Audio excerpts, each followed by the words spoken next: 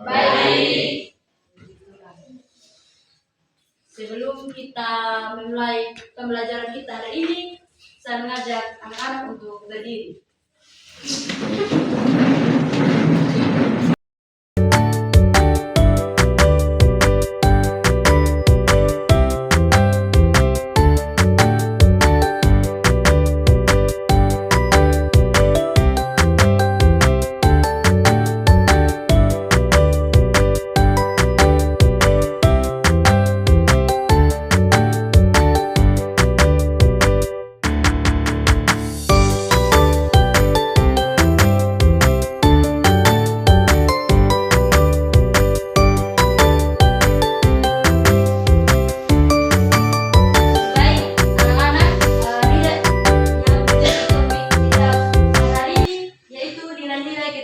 Dalam kehidupan sehari-hari.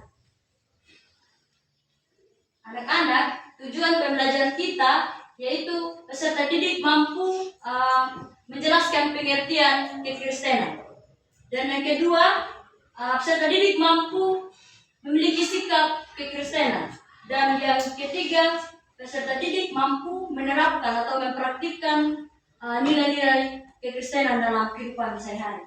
Jadi yang menjadi topik pembahasan kita di sini yang pertama adalah pengertian kekristenan, dan yang kedua sikap kekristenan, dan yang ketiga cara menerapkan sikap kekristenan dalam kehidupan sehari-hari. Anak-anak, sebelum ibu membahas materi, di sini siapa yang tahu arti Kristen? Ya, benar sekali. Jadi anak-anak, Kristen adalah agama yang didasarkan pada ajaran Yesus dan mengajarkan umatnya untuk mengikuti sesuai dengan kehendak Tuhan. Jadi dalam kekristenan, Yesus adalah pusat iman yang dipercaya sebagai anak Kristus, sebagai anak Allah yang merelakan dirinya untuk datang di dunia untuk menebus dosa-dosa kita. Jadi anak-anak, kekristenan berfokus pada dua prinsip, yaitu mengasihi Tuhan Allah dan mengasihi sesama manusia yang terdapat dalam Matius 22 ayat 37-39. Di sini anak-anak, kata mengasihi itu ketika kita melihat orang lain yang lagi susah begitu, yang misalnya tidak tahu ini bisa lagi untuk kerja tugas, di situ jangan berpikir bahwa biar saja dia kerja sendiri, biar saja dia pusing. Lagian bukan saya punya tugas juga yang begitu Iya bu. Jadi adik-adik, ketika kita mengasihi orang lain, sama juga kita mengasihi diri kita sendiri dan mengasihi Tuhan. Jadi anak-anak, prinsip ini menjadi dasar untuk membangun hubungan yang harmonis dengan Tuhan dan sesama kita. Di sini ada sikap kekristenan. Sikap kekristenan adalah perilaku yang mencerminkan ajaran Tuhan dan melakukan apa yang Tuhan perintahkan kepada kita. Jadi yang pertama itu ada kasih. Siapa yang tahu arti kasih?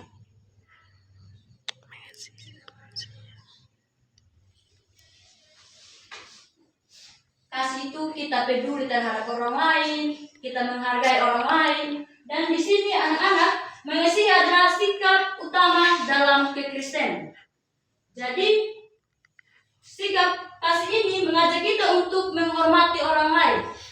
Artinya bahwa ketika kita melihat orang lain yang susah, tadi Ibu sudah jelaskan bahwa ketika melihat orang lain, misalnya kalau dia ada tugas dari guru dan dia itu tugas individu, lalu dia disuruh untuk maju depan. Jadi anak-anak, ketika melihat teman kita saat dia menyampaikan apa yang menjadi pandangan dia, jangan kita tertawakan.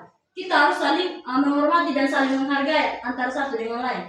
Jangan berpikir bahwa kita itu lebih pintar dari dia. Jadi kita harus melihat pribadi teman-teman kita. Bagaimana dia ketika kita memperlakukan dia dengan baik, maka dia juga akan memperlakukan kita dengan baik. Jadi anak-anak ketika kita tidak memperlakukan dia dengan baik, dia juga tidak akan memperlakukan kita dengan baik. Itu saling balas dendam. Jadi yang kedua itu kerendahan hati. Yesus mengajarkan umatnya atau kita sebagai orang yang percaya mengajarkan untuk tidak sombong dan mengakui bahwa segala sesuatu berasal dari Tuhan. Jadi anak-anak di sini ketika kita contoh dalam kehidupan sehari-hari, ketika kita misalnya kalau kita yang lebih pintar begitu, jangan kita anggap diri kita paling hebat sudah. Jangan meremehkan orang lain. Maksudnya kalau kita menganggap diri kita paling hebat lalu kita menganggap orang lain tidak bisa, itu sombong memang. Tidak ada kerendahan hati dalam kehidupan sehari-hari. Jadi anak-anak di sini ada yang ketiga, pengampunan. Pengampunan adalah inti dari sikap kekristenan, mengajarkan kita untuk tidak menyimpan dendam dan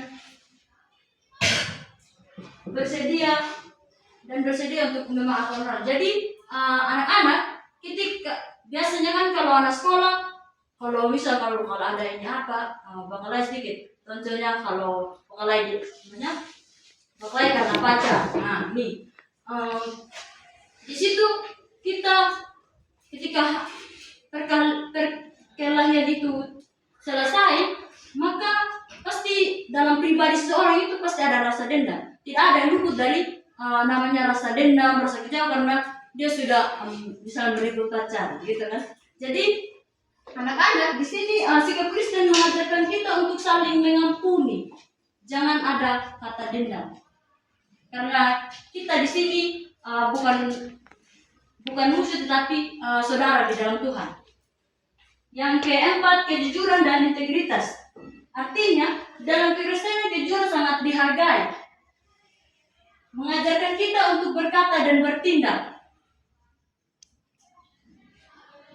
sesuai dengan kebenaran. Artinya ketika kita berada dalam situasi yang tidak baik itu. Contohnya kalau di rumah kan biasanya ini mama suruh kita cuci piring bagi perempuan. Kalau ada laki-laki mau cuci piring boleh. Dia suruh cuci piring, baru di situ kita cuci piring, lalu kita kasih pica yang satu. Jadi sebentar kalau mama tanya, siapa yang kasih pica piring tadi? Tidak tahu. Saya hanya cuci saja, saya tidak tahu. Bukan saya yang kasih pica mama. Mungkin yang tadi kita bilang biasa begitu kan. Dan di sini ada cara menerapkan nilai-nilai kekristenan dalam kehidupan sehari-hari. Yang pertama, menjalin hubungan yang baik dengan sesama. Artinya bahwa ketika kita berada dalam rumah, kita harus ada saling menghargai. Kita harus peduli kita punya keluarga, kita punya teman, bahkan tetangga. Terkadang kalau kita di rumah, kalau lihat tetangga itu, gemas dalam dia, kadang begitu kan. Jadi di sini anak-anak mengajarkan kita untuk menjalin hubungan yang baik dengan sesama kita. Jadi jangan berpikir bahwa sesuatu hal yang kita lakukan itu dapat menyenangkan orang lain, tetapi ada juga yang tidak menyenangkan orang lain. Jadi anak-anak di sini ada yang kedua, mengampuni kesalahan orang lain. Seperti yang Ibu sudah jelaskan tadi bahwa ketika ada musuh kita harus berpikir dulu dalam diri kita. Bisa tidak ya saya mengampuni orang itu? Jadi di sini mengajarkan kita untuk saling mengampuni, jangan membalas dendam. Dan yang ketiga, mengutamakan kejujuran dan integritas seperti yang Ibu jelaskan tadi. Kita sebagai anak-anak Tuhan atau sebagai pengikut Kristus, kita harus melakukan kejujuran. dalam setiap kehidupan kita. Terus yang ke-6, bersyukur dalam segala hal. Bersyukur adalah sikap hati yang melihat berkat-berkat kecil maupun besar dari Tuhan dalam hidup kita. Artinya ini anak-anak, ketika kita berada dalam situasi keluarga yang sederhana, kita punya rumah sederhana, jangan berpikir bahwa kita itu masih banyak dari kita yang masih mengalami yang lebih susah begitu. Jadi anak-anak di sini mengajarkan kita untuk selalu bersyukur. Apapun keadaan kita harus bersyukur. Walaupun kita punya orang tua tidak punya apa-apa, kita harus bersyukur. Karena itu pemberian Tuhan. Jadi contohnya kan sekarang sudah dekat-dekat Natal nih. Jadi jangan paksa orang tua untuk harus beli baju baru. Apapun yang kita miliki harus kita pakai dulu. Misal kalau baju masih bagus kita pakai. Jangan paksa orang tua. Jangan kita menganggap bahwa itu sesuatu hal yang buat kita rapi. Jadi di sini ada berdoa dan membaca kitab secara teratur. Jadi anak-anak menjaga hubungan yang baik dengan Tuhan melalui doa dan membaca kitab adalah cara untuk memperkuat iman dan memahami Tuhan, memahami kehendak Tuhan dalam hidup kita. Hal ini membantu untuk tetap konsisten dalam menjalankan nilai-nilai kekristenan. Jadi anak-anak, sebelum kita tidur, kita harus berdoa dulu kepada Tuhan. Kita berterima kasih, Tuhan sudah menjaga kita dari pagi sampai malam. Begitu juga kalau malam, kita baca kitab, kita berdoa, kita mendoakan orang tua kita mendoakan sesama kita mendoakan musuh kita.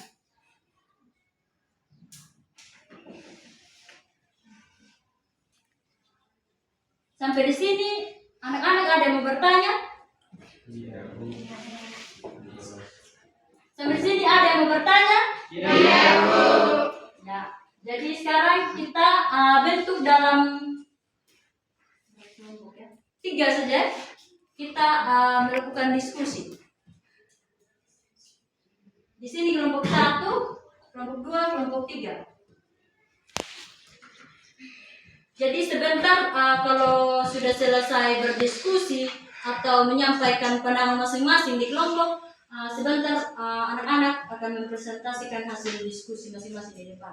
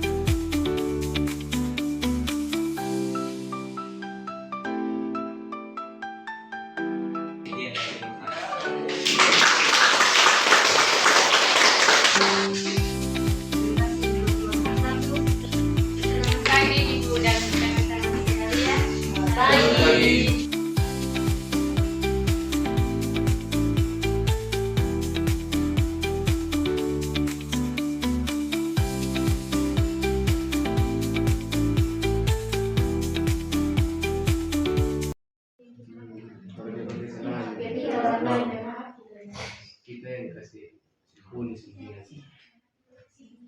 Saat barang dipinjam orang lain, baru kita yang memaafkan. Maksudnya barang yang dipinjam itu hilang, terus dia minta maaf, kami yang memaafkan. Begitu. Tepuk tangan untuk kelompok 2.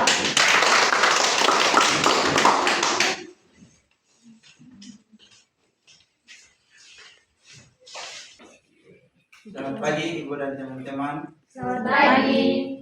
Terima kasih atas waktu dan kesempatan yang diberikan kepada kami dari kelompok 3. Kami ingin mempresentasikan hasil diskusi kami. Sebelum itu mempresentasikan hasil diskusi kami. Soal bagaimana sikap bersyukur dapat mengubah cara pandang kalian terhadap masalah atau tantangan hidup yang kalian alami. Yaitu bersyukur dengan apa yang kita punya atau kita miliki. Jika kita mengalami masalah sekecil apapun atau seburuk apapun, jangan pernah kita melalaikan Tuhan. Minta pertolongan Tuhan selalu dan tetap bersyukur dan menyadari sepenuhnya bahwa hikmat yang diperoleh adalah semata-mata karena anugerah dan kemurahan Ilahi. Jadi kita sebagai anak Allah dalam selalu bersyukur dengan apa yang kita miliki sekarang.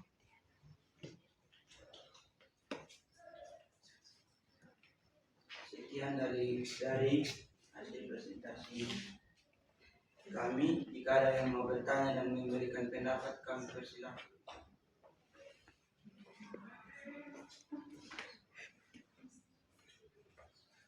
Mungkin dari kelompok kamu, apa pengertian dari bersyukur?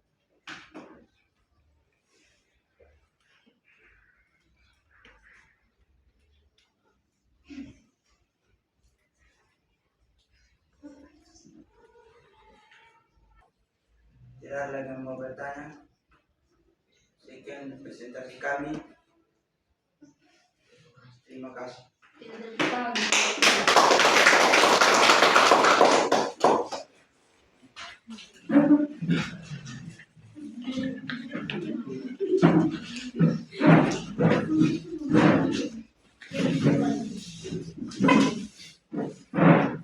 Terima kasih untuk hasil kalian yang sudah mempresentasikan hasil diskusinya, dan hasil diskusinya sangat luar biasa. Tepuk tangan untuk kita semua.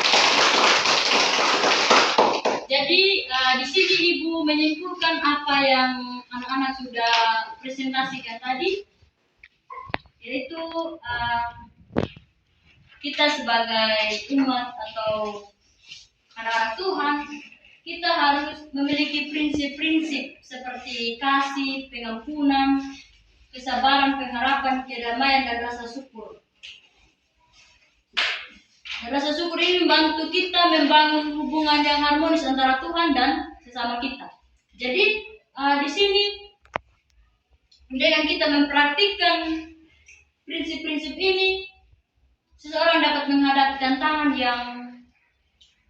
dalam hidupnya dengan hati yang lebih tenang, pikiran yang jernih, dan hubungan yang lebih baik dengan sesama.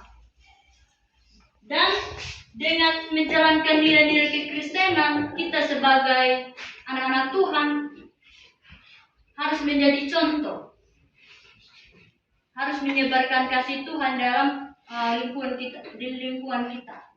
Jadi nilai ini tidak hanya membentuk karakter yang kuat dan beriman, tetapi menjadi sarana atau alat untuk menunjukkan kasih Tuhan kepada semua orang. Di sini sebelum Ibu mengakhiri, ada yang mau bertanya? Jadi saya mau menyampaikan pesan sedikit kepada anak-anak. Ketika ada teman-teman kita yang presentasi, jangan pernah kita tertawakan. Kita harus ada saling menghargai, karena kita sudah belajar bagaimana sikap-sikap kekristenan dalam kehidupan kita sehari-hari. Walaupun dia tidak tahu, misalkan kalau dia tidak tahu jawab di depan, dia masih ragu-ragu, jangan kita tertawa. Itu tidak menunjukkan sikap kekristenan. Jadi anak-anak, kita sebagai pengikut-pengikut Kristus, kita harus saling menghargai, mengampuni orang lain, menghargai orang yang lebih tua, dan untuk membangun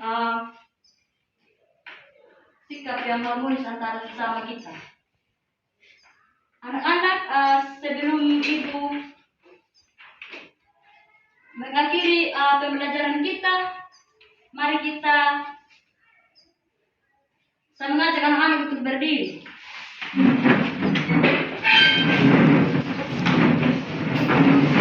Semangat deh, harus semangat semua. Jadi semangat mengakhiri pembelajaran kita, mari kita menyanyi terima kasih Tuhan. Anak tahu begini? Tahu. 1, 2, 3. Terima kasih Tuhan untuk kasih setiamu yang ku alami dalam hidupku. Terima kasih Yesus untuk kebaikanmu sepanjang hidupku.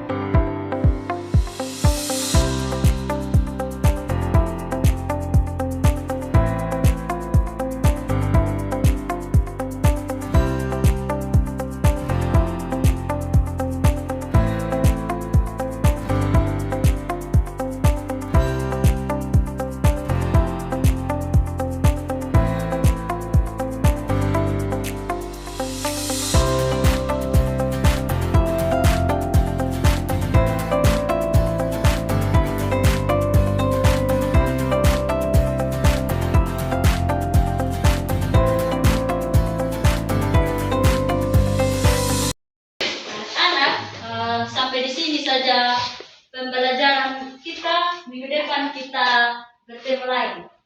Kita baru pagi dan salam.